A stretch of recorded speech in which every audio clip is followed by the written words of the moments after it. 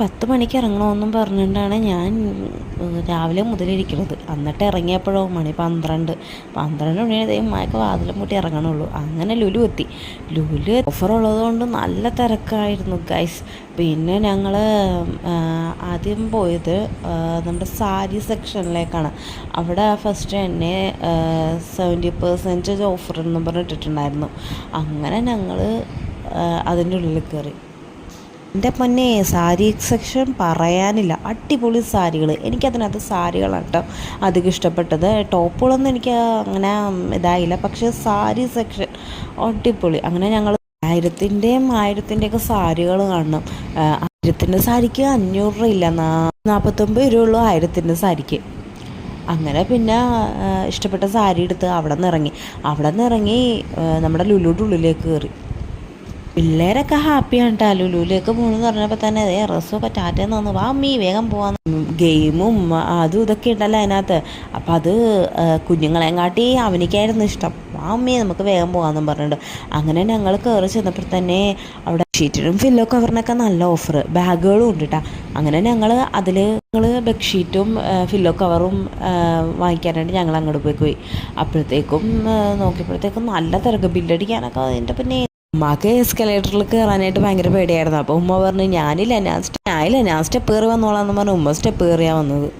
മക്കളാണെങ്കിൽ ഒന്നും നോക്കിപ്പിക്കണില്ല. അവർക്ക് മുകളിൽ പോയിട്ട് അവർക്ക് കളിക്കാനും ഗെയിം കളിക്കാനും മറ്റേ എല്ലാത്തിലും കയറാനായിട്ട് അവരവിടെ കിടന്നത് ബഹളം വെക്കണേണ് ധൃതി വെച്ച്. പിന്നെ ഞങ്ങൾ വേഗം പോയി മുകളിലേക്ക്.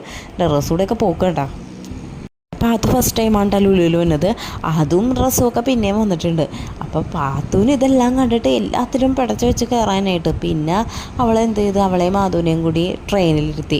എൻ്റെ പൊന്നെ, ട്രെയിനിലിരുത്തിയിട്ട് എന്ത് കരച്ചിലോട് കരച്ചിൽ. ബാക്കി ആരും കരയണില്ല, ഇവളാണെങ്കിൽ എന്തൊരു കരച്ചിൽ. പിന്നെ ലാസ്റ്റ് ഈ കരച്ചിലൊക്കെ മാറി പിന്നെ ചിരിയായി.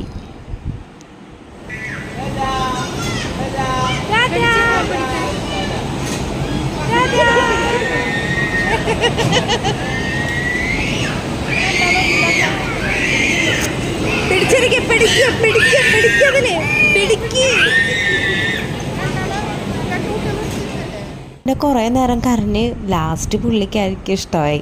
ആദൂനെ പുറകിൽ പിന്നെയാണ് കണ്ടത്. അങ്ങനെ പിന്നെ പുള്ളിക്കാർക്ക് ഇഷ്ടമായി വന്നപ്പോൾ തന്നെ ഇറങ്ങാനുള്ള നേരമായി. അങ്ങനെ പിന്നെ ഞങ്ങൾ അതിൽ നിന്ന് പോന്നു.